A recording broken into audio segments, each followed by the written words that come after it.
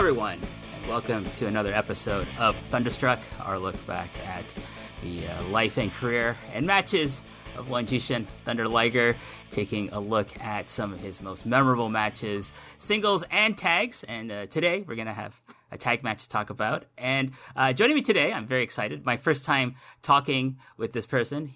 They are the hosts of Wrestling Omakase over at voicesofwrestling.com, one of the most comprehensive podcasts about the entire scene of Japanese professional wrestling, covering everything from New Japan all the way down to some of the smaller indies. Joining me today is John Carroll. John, how are you today? Good. How are you doing? I'm pretty good. Just had a long day at work, but I'm ready here tonight to talk some Jushin Thunder Liger. That's awesome. So for people who might not be familiar with you, let's talk about your fandom in wrestling and how you got interested in Japanese professional wrestling and kind of what Jushin Liger kind of means to you as a fan.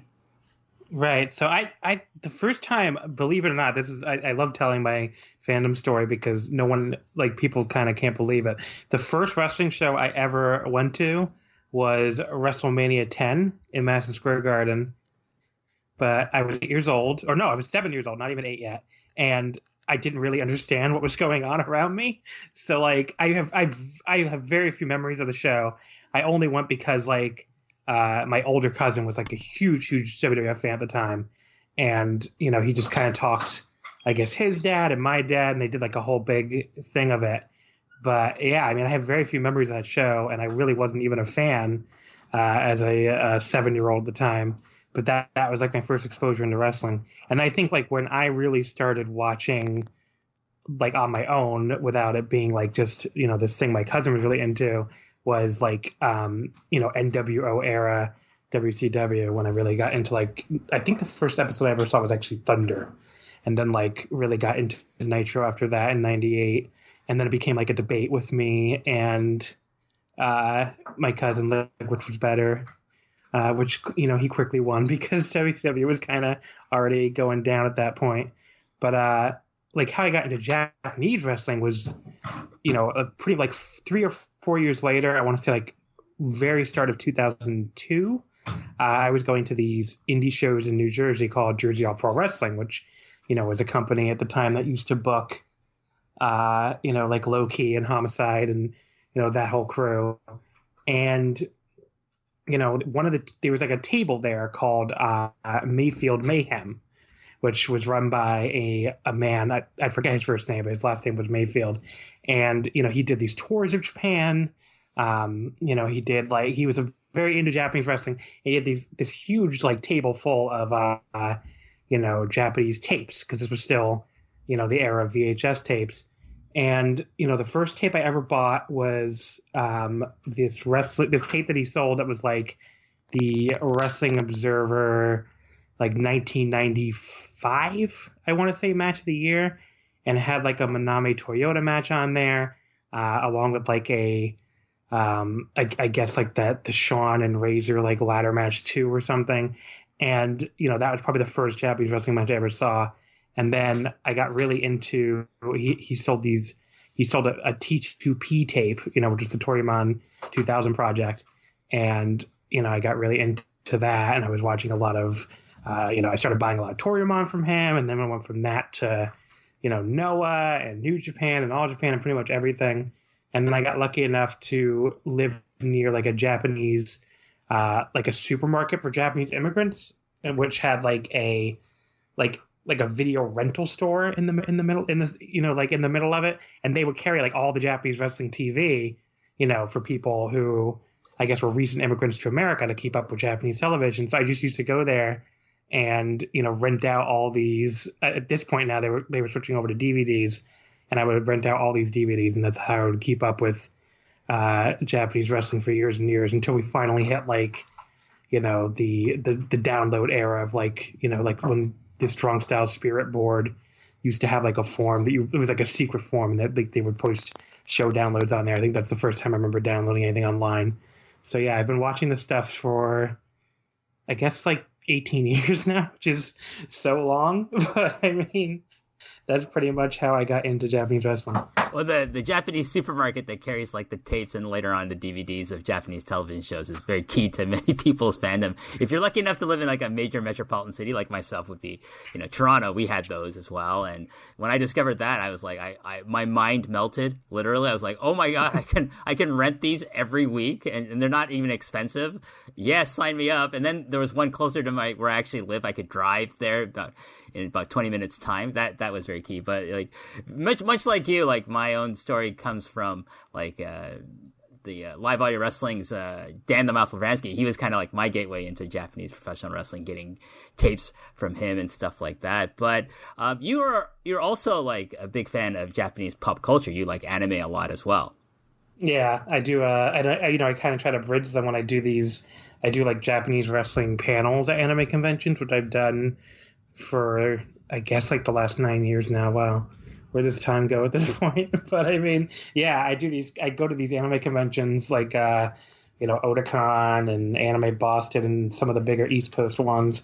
And it's just you can apply to host a panel, and they give you like they credit your badge and stuff. And so I try to like bridge and like teach, introduce like anime fans or people who are more into like Japanese pop culture, introduce them to Japanese wrestling and, try to get them into that. Because there's a lot of wrestling fans that go to this thing. And then I found over the years that like, I mean, it's more now, obviously, know about Japanese wrestling as it's become more popular in the West. But like 2011, they had no idea it even existed, a lot of them. Like they'd be like, what? Japanese wrestling's a thing? Like that's not just sumo? So, and then they'd be really into it once you show it to them. So yeah, that was like a big thing I've been trying to do. But yeah, I've always loved anime too. Like ever since I was pretty much around the same time, I was getting into Japanese wrestling. Like Gundam Wing was airing on Toonami and stuff, and I guess it hooked me for the rest of my life, for better or worse. That you just said Gundam Wing, and now like I'm so happy because that is a very dear and near to me anime as well. I think it was kind of like my gateway was like a lot of the 70s because I'm older than you, so I was like mine was like Vanguard Ace and like Guy King and what is it Grandizer, and then later on it's like Macross, aka Robotech in North America, and then later on it's like my first Gundam was actually Gundam Wing, and then I went back to all the Universal Century stuff, and I'm sure people don't want to hear about fucking Gundam on a podcast about Jushin Thunder Liger, but how about like Jushin Liger, what does he mean to you as a fan, personally to you, John? I mean, he's just obviously a guy that was already like a legend by the time I was getting into Japanese wrestling, but once I saw all of his famous 90s stuff, I was obviously very into him. And then I got to see him pretty early on in my wrestling fandom because he came over for that Ring of Honor Weekend of Thunder, which I think was 2004. I should have looked that up before I came on here. It was definitely pretty early on. It was either 2003 or 2004. And, so I saw him at the Rexplex in Elizabeth, New Jersey. And that was like just a big deal. Just watching everybody just like, react to him like he was some kind of god. Which, that's just kind of like that was the default reaction whenever a Japanese wrestler came over to Ring of Honor, but he really did deserve it. So, and yeah, I've been looking up. I've seen him live, a lot of times actually before he retired. I saw him a bunch of times at Ring of Honor. I remember he came back to Ring of Honor a bunch of times. I remember one time I saw him against Adam Cole for the Ring of Honor World Title at the Hammerstein Ballroom, and not really a great match, honestly, but at least he was there. I've seen him a bunch of times in Japan for New Japan and stuff, so I've been very lucky in that. I do consider myself extremely lucky that I've seen him live, a lot. And he's always been one of my, not one of my all-time favorites, but like clearly, I mean, if you're talking about the best junior heavyweights of all time, he's clearly like either number one or number two. I mean, it's either him or Mysterio, right? I think that's pretty much, a pretty close to universal opinion. So, I just consider myself lucky that I got to see even the later, like 18 years or whatever. I got to see him live so many times over the course of the last like 2 decades of his career. So it's, I'm very lucky. And I think he's very versatile too, which is the thing I think of when I think of him is when he could either play like a total underdog like in there against like, especially like when he was doing those heavyweight matches, which I think are like severely underrated when he tried to move up to the heavyweight, and he was in that like that combat Liger outfit that he wore against Minoru Suzuki last year. All those matches against like Shinya Hashimoto and all the other heavyweights. Those are just really underrated stuff where he's like this, fighting from underneath underdog. But he can also be like the big bully and the veteran bully, probably as good as anybody. And he shows it off in the match we're about to talk about here, where he's like, just this, already at this point in 2003, he's already this legend. And he's just like, he has this larger than life persona. And like, Marufuji and Kenta are just trying to survive these shoteis and just get up and, be able to continue the match. So I think he can kind of do it all. He can do either one, basically. Well, on that point, John, maybe it's a good time to introduce the match that we're going to review today. What match are we going to talk about on this episode of Thunderstruck? So we're going to talk about one of my favorite matches, which is Jushin Thunder Liger and Takehiro Murahama against Naomichi Marufuji and Kenta it was the finals of the GHC Junior Tag Team Title Tournament on July 16th, 2003 in Noah at the Osaka Prefectural Gym. So Liger and Murahama is a guy from Osaka Pro, he was teaming up with here. They had beat Kotaro Suzuki and Makoto Hashi in the first round, and then they beat Yoshinobu Kanemaru and Takashi Sugera, which is kind of an incredible team now, or would be an incredible team now, in the semifinals. And meanwhile, Marufuji and Kenta beat the old man team of Mitsuo Momota and Tsushi Kikuchi, and then they beat Tatsuhito Takaiwa, who was recently in the Liger retirement match, and Yoshihiro Sasaki to get here to the finals. So this was to determine the first ever GHC Junior Tag Team Champions. Liger was already at this point the IWGP Junior Tag Team Champion with Minoru Tanaka, I believe. Or not Minoru Tanaka, I'm sorry, Koji Kanemoto. So, this was like Liger trying to become a double champion with two different partners. Marufuji and Kenta kind of defending Noah's honor. And, it has that real, us versus them vibe that everything in this period had, and that Noah versus New Japan junior heavyweight feud. But there were so many, just really cool, if people have never watched this part of this period of Noah and this part of it, that Noah versus New Japan Junior feud just had so many great multi-man tags, and Liger was always one of the top guys on the New Japan teams during this feud, and they were just so many cool matches between the two junior heavyweight rosters. If anything, a lot more. There were a lot more of these junior heavyweight matches than the heavyweight rosters ever really crossed over. So it was a pretty regular feature around this time. And, Liger was definitely one of the standouts of that whole feud. I always felt that, of that time period, that New Japan versus Noah junior heavyweight, feud, it was easier to book, I think, because, less political, I guess, baggage versus the heavyweights, because who's going to lose to who? And it's oh, this is our mainline guy. This is our main eventer. He's going to beat your main eventer, or your mid-card heavyweight dude's not going to beat our upper mid-card heavyweight dude. Whereas with the juniors, it's they're all mid-card guys for the most part. So it's easier to book. And I felt that's what gave it such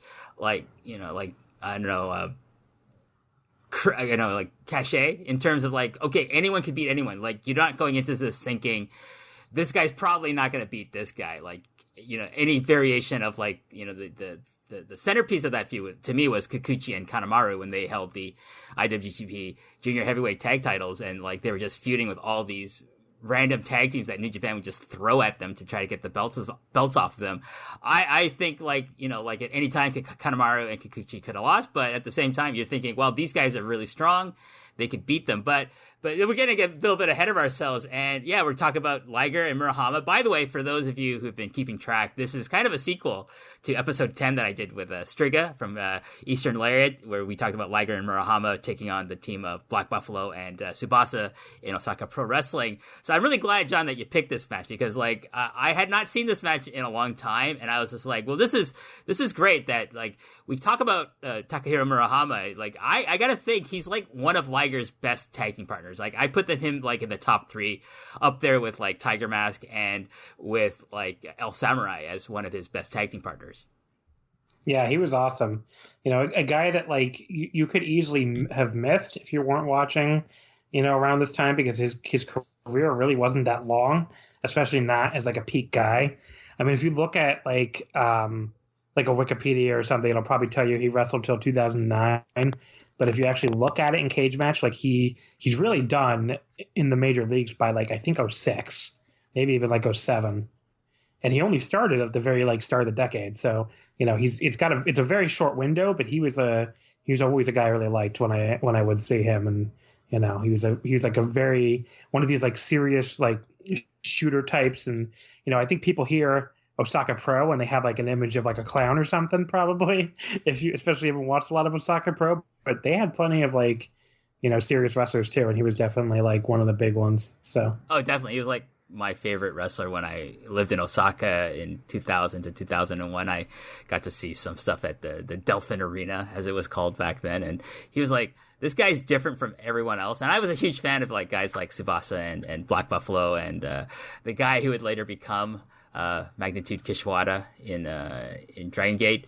But yeah, he's great, and he is definitely like one of Liger's best partners here. So let's get into the match itself, John. So the video starts, and Kenta comes out first. Like Liger and Murahama are already in the ring, and he just starts pushing them around. Out next is Marufuji, and he's got the big pop. He's got the same music he uses then, he still uses now, and bless his heart, I love that theme song. It's one of the best. It's always been one of my favorite wrestling themes too. I love Hysteric. The other thing too about Kenta, I just wrote down here in my notes, like Kenta has literally always been a prick, like pretty much from day one. And if anyone doubts it, they could just watch this match, because he just comes out, he's already just getting their faces, shoving them around for no reason. It's just kind of always been his attitude. So it's nothing new. I think with him, it's very deliberate.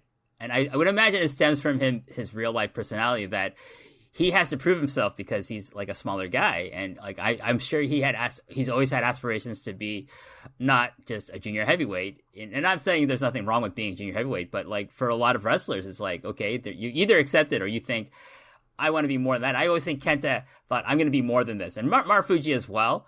But like his personality was always larger than his stature, I felt, and this is how he proved it, by just getting the face of, whether it was Liger, Murahama here, whether it's against Jun Akiyama, Kenta Kobashi, Minoru Suzuki. Kenta always had this large enough personality that I think really, complemented his in-ring style and his like amazing work rate, that it made him the star that he eventually would become, even to this day now. Yeah. I mean, he always carried himself like, he thought he was like, I don't know, 6 inches bigger than he was. And, if you ever see that famous match against Kenta Kobashi from Budokan, where he's just like, he doesn't give a shit that he's in there with Kenta Kobashi. He's just running up and kicking him in the face as hard as he can. And, basically like egging him on at points. And it's like, you're in there with a much bigger man who also happens to be a legend. And you're just, acting like, you're going to push him around and bully him. That's just how he was, I guess. So got to make a note that this is indeed the main event of the show, which I thought was great to see. Like, they were in a pretty big arena, Osaka Prefecture Gymnasium, now known as Edion Arena. And they, Noah had the confidence in this match to like make it the last match on the show. Also, I think it doesn't hurt that, it's an interpromotional match featuring, someone as famous and as popular as Jushin Liger. So we start off with Murahama and Kenta starting for their teams, and right out of the gate, John, they're just beating the shit out of each other. They're lighting each other up with hard slaps and kicks. This is great. This is just what I wanted to see from a match like this, featuring two guys who are really well known for like kind of like their striking ability. Yeah, and he also like Kenta also like runs over and boots Liger off the apron for no reason whatsoever, which I got a kick out of. He's just gonna do that because he's an asshole, I guess. And then after that point, like Liger tags in, but even though Kenta like booted him off the apron, he like tosses Kenta right into the corner, because the one he really wants is Marufuji, which I thought was like a neat little thing, where it's like he views Marufuji, I guess, as like his counterpart, not this little prick Kenta. I mean, they have just met in like an IWGP Junior title match of the previous month, I think, where Liger and Kanemoto had beaten Marufuji and Kotaro Suzuki, for the IWGP Junior tag titles. So maybe like that was still like lingering over from that, probably is my guess. But like, yeah, Liger seemed like he really wanted to get his hands on Marufuji. Well, what better way to also like insult Kenta by like thinking he's nothing and think I don't want you, I want him, even though you kicked me in the face, you little prick. So Marufuji gets in and they start tangling up, Liger and Marufuji, that is. Liger is able to get the advantage with a hard slap that knocks Marufuji down. He then baseball slides, drop kicks Marufuji to the outside of the ring. Marufuji gets back in. Murahama tags in and lights up Marufuji with these kicks, including a rolling savate kick to the stomach. That must have sucked, John. I love like these, you know, when you have these natural pairings, like it would be like Murahama and Kenta, obviously, and Liger and Marufuji. But I like it when, you know, like someone like Murahama gets a chance to get in there with pretty much like the burgeoning, like new junior heavyweight superstar in the whole scene of Japanese professional wrestling in Naomichi Marufuji.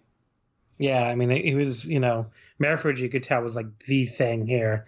And he always felt like the senior member of the team, even though he really wasn't, you know, that much older than Kenta at this point. But yeah, it was cool just seeing Murahama get to mix it up with him. And then Kenta and Liger really going at each other throughout the match was awesome too. So a headbutt exchange ensues between Marufuji and Murahama that Marufuji wins. And don't worry, folks, it was a safe one. It's not a Shibata headbutt exchange. Murahama fires back and Kenta tags in and he starts lighting up Murahama, which, you know, that's gonna maybe be a phrase you hear a lot in this match review, lighting up people with his own kicks. Murahama fires back and takes Kenta down. Liger tags in, chops Kenta in the corner. Kenta and Murahama basically having like what I call a K1 battle when they're in the ring together here, John. Yeah. You know, they're really just kicking the crap out of each other, and, you know, the kicks look great and they look like they really hurt, which is always what you want to say.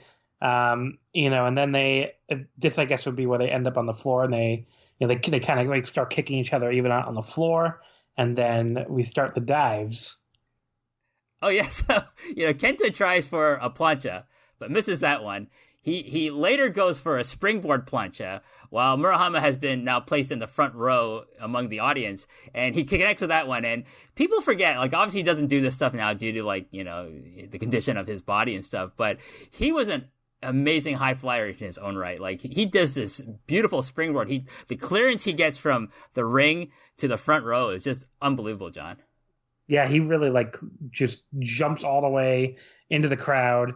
The landing looked a little bit weird. Like, he almost looked like he lands in his arms more than anything. But when the jump is that far, like, I guess you can forgive it. And then Marufuji kind of, I think, even one-ups him because he does, like, right after he does an Asahi moonsault, like, over the barricade, which he had pulled forward. But it still looked really impressive when he did, like, over the barricade onto Liger. So that looked really cool. Oh, that's definitely one of the highlights of this match is, like you're saying, John, the Asahi moonsault. Like, and he's smart. He always pulled that ring barrier closer to the ring, so he knew, like, because he did miss it once. I think it was in a match against Kenta, where his chin hit that fucking thing, and I was like, oh my God, yeah. He's dead. I do remember that. That is pretty scary, yeah. But yeah, he's really smart about how he does this, and it's just amazing. Like, you know, you contrast like Marufuji of 2020 to Marufuji back in this is 2003, and it's, of course, obviously, like, there's so much, you know, stress he's put on his body throughout the years with the style that he wrestled, but it's always nice to go back to see him when he was this more like daredevil dude, and like he's just, you can tell why he became like the legend. Like I'm gonna say, like, I think Marufuji's a modern day legend in Japanese professional wrestling to this day. Yeah, he's always a guy that he never gets like the credit for drawing as well as he does. Like whenever they go to him on top, it always does really well. But he's like, I think at the point in his career, he just doesn't want to be on top, so that always is going to limit him, I guess. Yeah. But yeah. Back in the ring, Kenta has Murahama in head scissors. Marufuji hits a double springboard corner dropkick to Murahama while he's tied up in the Tree of Woe. The Noah team isolates Murahama and gets the heat on him for an extended period of the match. Murahama reverses his fortunes by knocking Kenta to the outside and hits a beautiful, hold on, while I change the notes here, over the top rope with a no-touch tope con hilo. And, like, again, this guy is not super well known for being a high flyer, but my God, he fucking like flew like he was like Great Sasuke or something. Yeah, the announcer was very into the no touch aspect of it. He just kept screaming it. But the one thing I wanted to note too during the Murahama Heat segment before we keep going is like I'm so used to Kenta doing that move he does where he does the springboard into the ring. Acts like he's gonna do like a springboard dropkick or something, but just like lands on his feet and does that like silly little boot scrape. You know, I'm sure everybody listening knows what I'm talking about if they've seen a Kenta match in the last 20 years. But like here, just seeing him actually do a springboard leg drop instead on a guy laying there was like, well, he did an actual springboard move. He didn't do the silly little fake out move. So I think that comes later, doesn't it? Like, does he do it in this match? Maybe I completely missed it. No, I mean, like later in his career. Oh, yeah. Right. That's what I'm thinking. Like, you know, he just hadn't started doing that yet.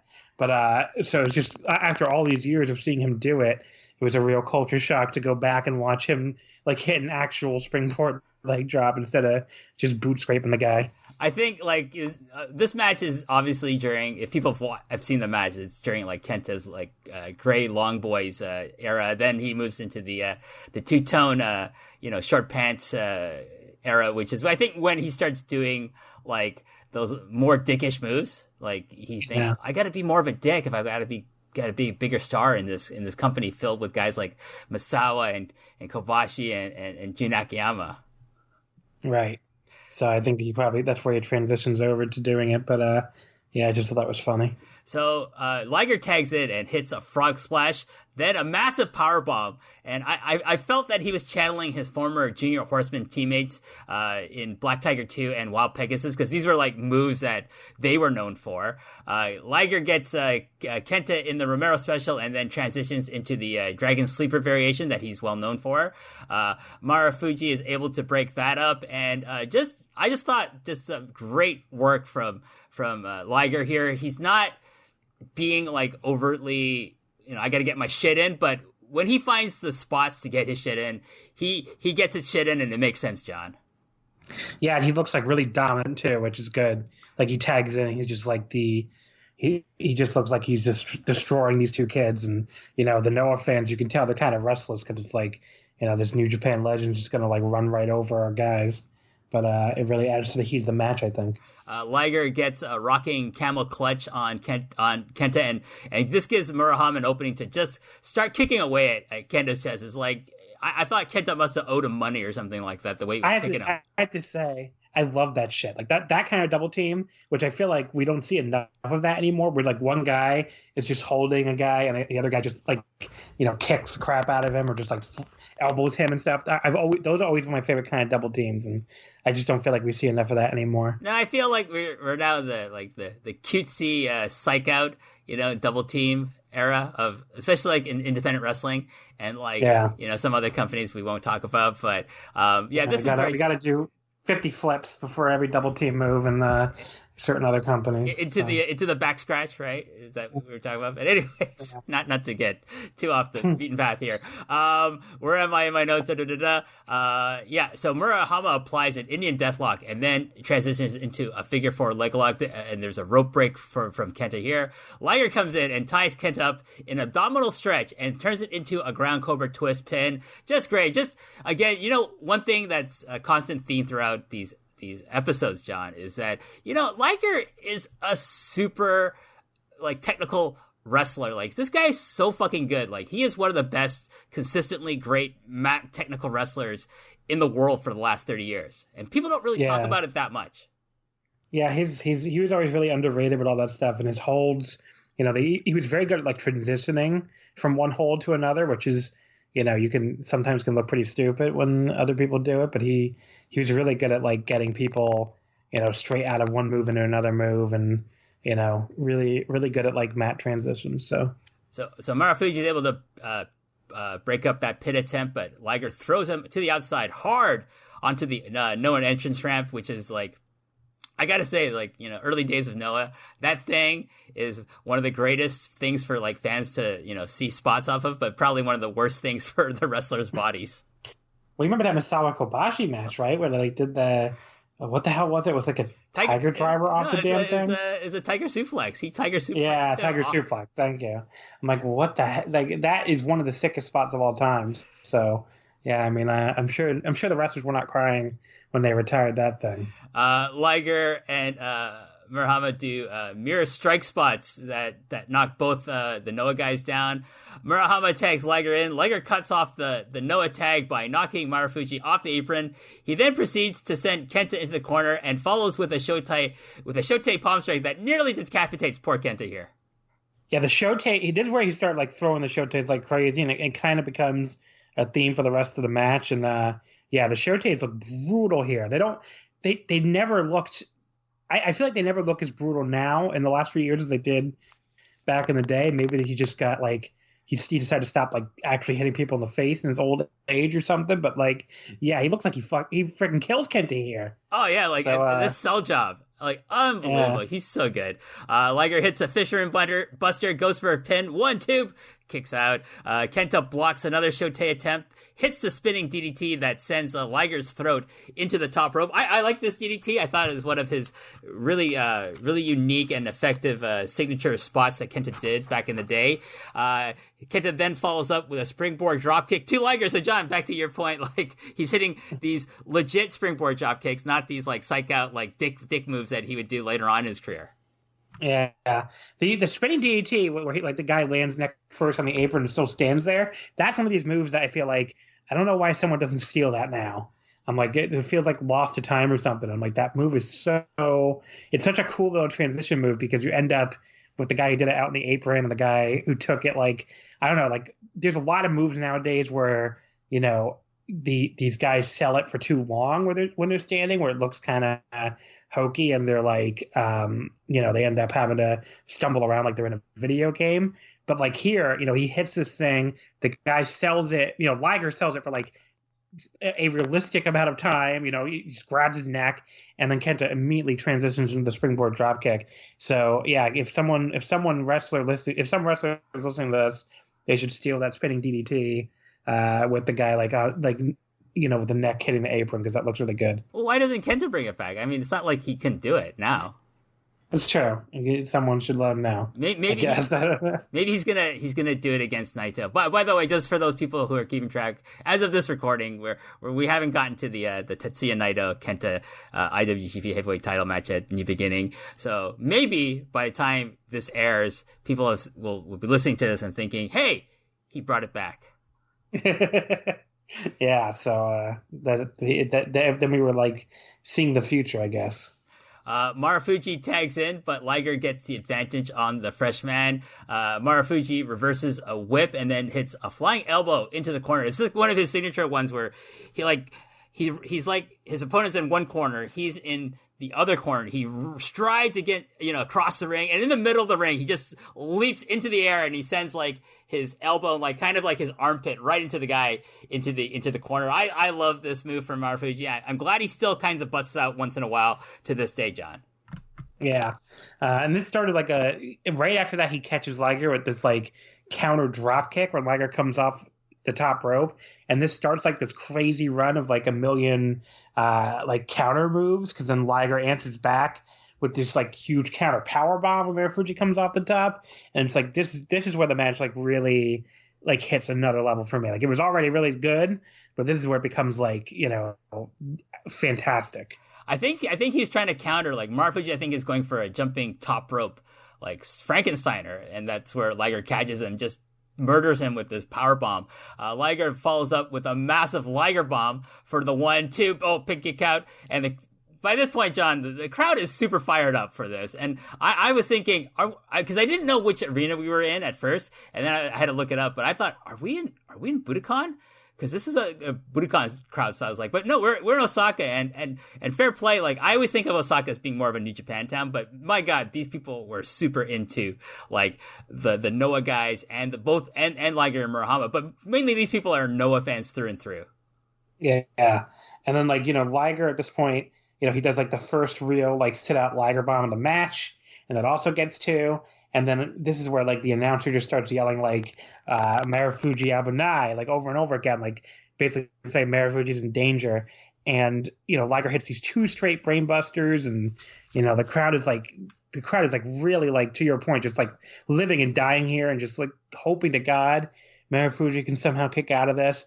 And obviously he would not have kicked out of 2 straight brainbusters, but Kenta just like manages to stumble into the ring at the last possible second and just kind of like barely dive over and break it up. So it was just an amazing near fall, and the start of like these Marufuji Kenta run of junior tags where they'd have these amazing like closing stretches with these crazy near falls. So. Well, just on a side note here, John, I'm going to go on a tangent. Like, you brought up the Japanese announcing, and this is a good match, like, to kind of illustrate the point that I want to make right now, is that I don't understand these people.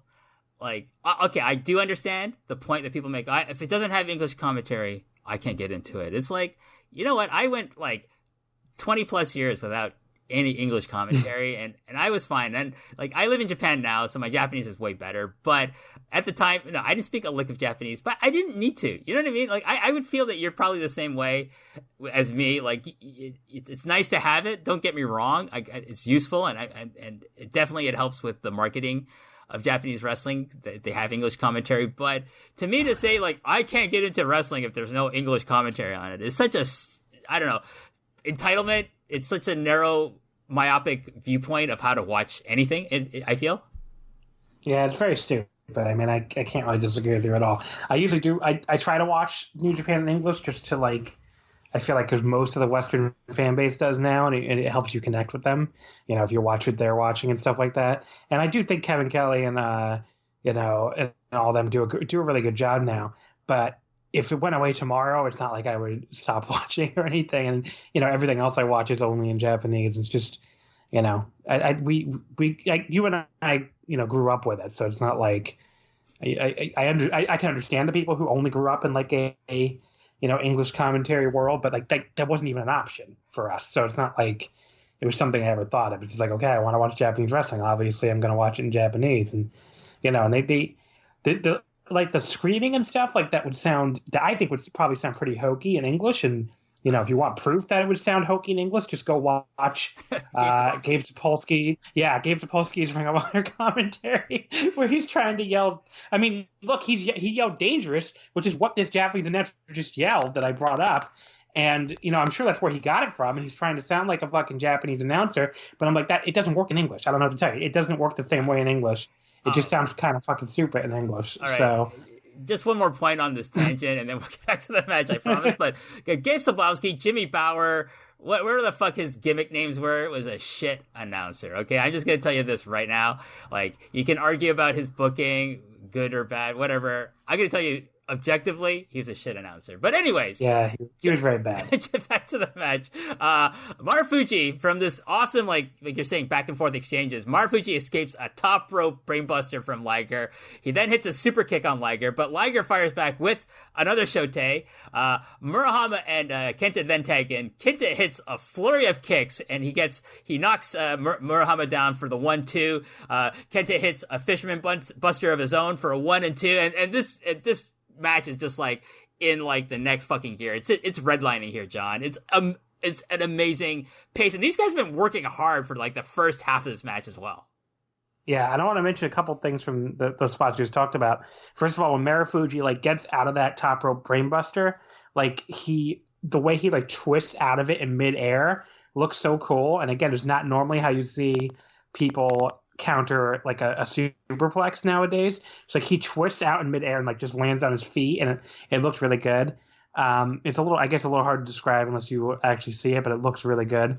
And then Kenta, when Murahama and Kenta both tag in, Murahama tries this like spinning kick that he'll eventually, I think he might have hit it already. He definitely will hit it later. But Kenta like catches him in midair and like just drops him with this like almost like this impromptu half power bomb. That looks so cool. So this whole sequence, yeah, just absolutely amazing. And Kenta, this is like right where we get the 20-minute call. So to your point, they're like really, they've been going hard this entire time, other than a couple little brief, heat segments. And they get the Kenta does the fisherman buster for 2. He does like he tries another strike combo, and Murahama basically ducks and then hits like his own slaps and spinning kick, and then his own brainbuster for 2. And there's this really good like standing foot sequence that leads to a really cool German from Murahama for another near fall. And then he like out of nowhere he starts like really kicking the shit out of Kenta's arm and like hits this really cool looking like rolling arm takedown straight into a Kimura.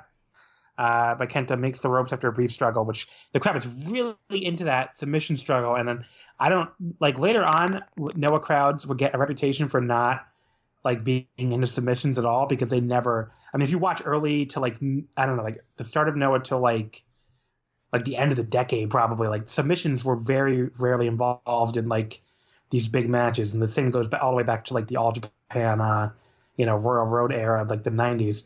So it just the crowd just wasn't educated on them, but this crowd was really into the submission because I used to remember when Noah would start trying to do them and like the crowd wouldn't give a shit.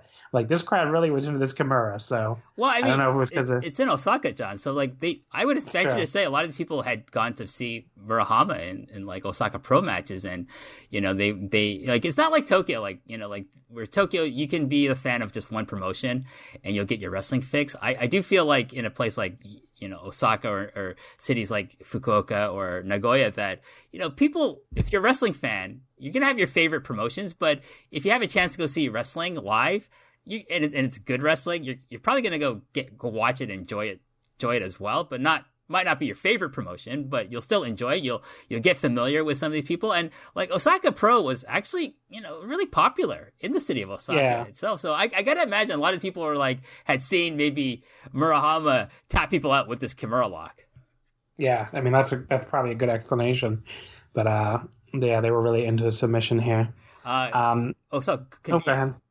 Oh, you can go ahead. Oh, so Kenta escapes the Kimura and gets a dragon screw leg whip and tags Marufuji in. Marufuji hits double knees to Murahama in the corner. He sets Murahama up in the tree of woe and prepares for a springboard coast to coast, but Liger cuts him off with a capo kick while he's preparing for that, which I just thought was an awesome spot. Yeah, I mean, like Liger just runs over and just like decks him, and it just looks so fucking cool. And it's again like the entire like finishing stretch period. It's going on and on and on, but just like never stops. And then Kenta like at this point runs in right after that, and like this time ducks the Shote, and then like wipes Liger out with almost like a Shote of his own. The crowd is going nuts at this point because they finally saw their guy get one up on Jushin Liger. Liger pretty much beat the crowd out of him all match. So Murahama hits Kenta with a jumping, spinning back kick that I thought was just absolutely gorgeous. Marufuji hits Murahama with a super kick, but Murahama fires back with his own set of kicks onto Marufuji. Kenta ducks a double shote from Liger and Murahama, hits Liger with the signature slap chop, back chop, Busaiko knee combo to a big pop. I when I first saw him do this, I jumped out of my seat. I can vividly remember the reaction I got the first time he did this combo, John. Yeah, I mean that was like one of the big moves, in wrestling was just this like the strike combo, and if you went to indie shows in America in this time period, you would just see a million wrestlers ripping Kenta off. He was a very popular wrestler to steal from at the time. You see people trying this chop kick and then the flying knee combo. And I can remember I used to watch. He did it to Makoto Hashi. He did it the first time I ever saw it was to Makoto Hashi, who was a great seller, the perfect person to do that to test that out on. Yeah, I'm sure that did look perfect. I was just gonna say, you can imagine how bad some of the American indie people trying to steal at the time looked, but you definitely saw a lot of it at the time. Oh, so we're getting close to the finish of the match. John, take us out. What happens from this point to the finals of this match? So Marufuji hits a super kick on Murahama, and they do the Doomsday Bushiyaku knee kick on him, which I'm not sure if this was the debut of that, but that would sort of not go on to be the finish they would use. The finish they would use is more that Doomsday Shurenai powerbomb combo thing, which they didn't do here, but that kind of becomes their signature junior tag team finish. But yeah, they hit that on Liger, or they hit that on Murahama, and Liger dives into save, and then Marufuji finally hits a shooting star press on Murahama for the pin at 24-27. So Marufuji and Kenta, of course, become the first ever GHC Junior Tag Team Champions, and they would go on to have I believe an 18-month reign. So a very, very long reign with these titles. I thought it was a nice touch that he used the Shooting Star Press in a match against Liger. Yeah. Not on Liger himself, but definitely a little bit of a fuck you to Liger there. Yeah, I thought it was like a message for sure. And you'd think this was building. Oh, I way undershot that actually. It was almost 2 years exactly. The Marufuji and Kenta tag title reign. It went from this date until June 5th, 2005. Oh, it's just I love the GHC Junior Heavyweight Tag Team titles. Not always, but like more in its history. Like I've liked the champions and the matches involved with those titles, a lot more than say the IWGP Junior Heavyweight Tag Team titles. Like especially in the last 5 to 7 years of the existence of those belts. But that's such a great team, and it's just just a nice way to cap off a really fun tournament overall. I remember watching these when they made DVD and getting them from like my guys. Like this would include like the infamous Jeff Lynch, who is a great source for getting Japanese wrestling. And just they won the tournament, they won the match, they won the tag team titles. There's some poetry I felt to using Liger's own move to beat his team in this, and just a great example. Like if you bring it back to Liger, it's a great example of Liger using his star power to give the rub not only to like Kenta and Marufuji, but to Murahama as well, because he didn't make himself the star of the match. He was in there when he needed to be. He didn't overstay his welcome. He let Murahama have a lot of shine against these two, and definitely he went out of his way to just like make sure like everyone realized how great both Kenta and Naomichi Marufuji are, and like you felt it was kind of like a passing of the torch to these guys, especially to Marufuji. Yeah, and you'd think it was building to like some kind of big like Marufuji Liger showdown, but they wouldn't have a singles match for like 6.5 years, because their first singles match was the first round of the 2009 Super J Cup, which is like December of that year. So you're talking 6.5 years later to finally have a singles match, which Marufuji would win. And, then they had another one in April 2010 for the IWGP Junior title when Marufuji was champion, and he won that one as well. And that's it for Marufuji and Liger singles matches. So, but yeah, it would take a long time to finally get that singles match. All right. Before we wrap up the show, John, I want to get like your final thoughts on, like, I kind of want to get your thoughts about the Liger retirement, like how you think that it was handled, and what did you overall think about like maybe his last two matches? The first one I thought was like close to as good as it could have possibly gone. I mean, that was like, all the old guys in there, and everybody looked good, and nobody embarrassed themselves, and even Fujinami, as old as he was, like really looked awesome for the 2 seconds he was in the ring. And the second night, I kind of think was a little underwhelming, but that's just Liger, I guess. That's how he wanted to go out, was putting over the next generation. But that tag match, I mean, it's not like it was bad or anything, but it very much just felt like a match, like it never felt like this is it for Liger, this is the retirement match. I would have maybe reversed the two of them and maybe done the tag match on night one and done the big, that night one 8-man tag with all the legends and everything. That to me felt way more like a fitting end and like a really cool way to end his career than that night 2 tag went. So, but I mean, I guess you couldn't do it because Hiromu was obviously busy on night 1. But if there was some way to reverse the cards and have that, have those two matches be reversed, I think it would have come off a lot better. Well, if you could have booked it, would you have done like a singles match with like maybe with Hiromu? I would even think, for me, I would have done a singles match either with Hiromu, one last chance at the IWGP Junior Heavyweight title that he of course wouldn't win, or I would have had to do a match with Ospreay because he wasn't doing anything on night 2 either. Yeah, I mean, maybe you could have just done Liger versus the winner. I mean, that would have made sense. Liger's like one last shot against whoever wins Hiromu or Ospreay. But yeah, that would have been like sort of like, of course Liger's not going to win, which is maybe the problem, but that still I think would have been a better way to end his career than that tag match that just really wasn't anything. But the retirement ceremony the next night was like, really beautiful and really moving. So I thought that at least it really went out on on a high note. Yeah, so. I'm glad they didn't do anything like where Kenta came out or someone came out to ruin it for him or anything like that. I'm just glad they gave him a nice ceremony and he went out and everyone was happy in that building and including myself. So John, thank you so much for doing this episode of Thunderstruck. If more people want to find out or find more of your work, where can they find you?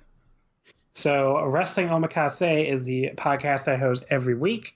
It is a weekly rotating guest co-host podcast. So we have on all kinds of people from Voices of Wrestling, mostly Voices of Wrestling contributors, and occasionally other people too. I'm probably going to ask you to do the show now since I came on this, but we'll see if I can. I'd be more than happy to do it. Yeah.